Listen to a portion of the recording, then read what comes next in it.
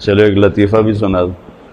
میں حج پہ تھا مدینہ، تو میرے ایک دوست نے کہا کہ میری گاڑی ورک شاپ میں ہے، میرے ساتھ چلو، وہ تم چلا لینا اور یہ میں چلا لوں گا۔ میں نے کہا میں نے کبھی وہ الٹے ہاتھ لیفٹ ہینڈ والی کبھی چلائی نہیں، تو کوئی ٹکر نہ ہو جائے۔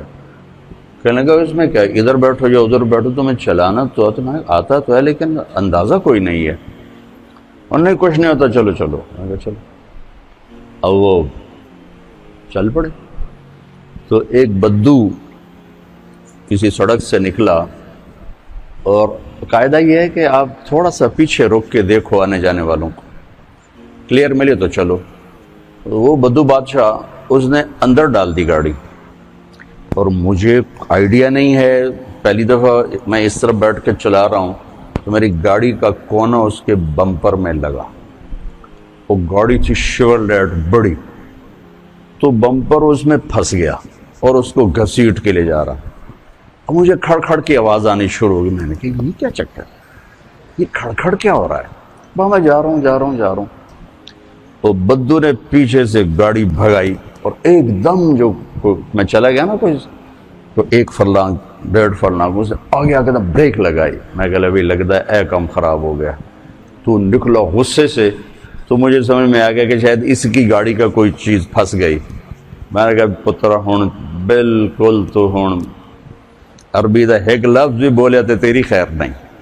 اس نے آ کے دروازہ کھولا، انزل۔ میں کہا حاجی پاکستان۔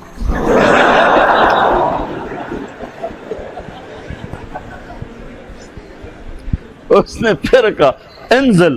میں کہا حاجی پاکستان۔ اور وہ غصے میں شروع، میں کہا حاجی پاکستان۔ اخیر وہ ہنس پڑا کہنے لگا جاؤ۔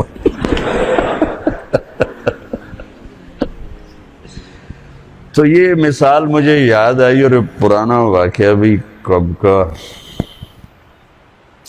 92 کا ہے یہ واقعہ۔ یاد آیا آپ کا رش دیکھ کر کہ اب ٹریفک زیادہ ہے، اب آپ کو بہت احتیاط سے آپس میں چلنے کی ضرورت ہے۔ آپ کے استادوں سے ایک بات کر کے آیا ہوں، وہی آپ کے سامنے دہرا دیتا ہوں، اور یہی میرا مستقل موضوع ہے، مضمون ہے۔ میں تقریباً ہر بیان میں اس کو عرض کر رہا ہوں، نجی محفلوں میں بھی، انفرادی دعوت میں بھی، اجتماعی دعوت میں بھی، کہ معاشرے کی جو خوبصورتی ہے اس کا تعلق نہ علم سے ہے نہ عبادات سے ہے، اس کا تعلق اخلاق سے ہے۔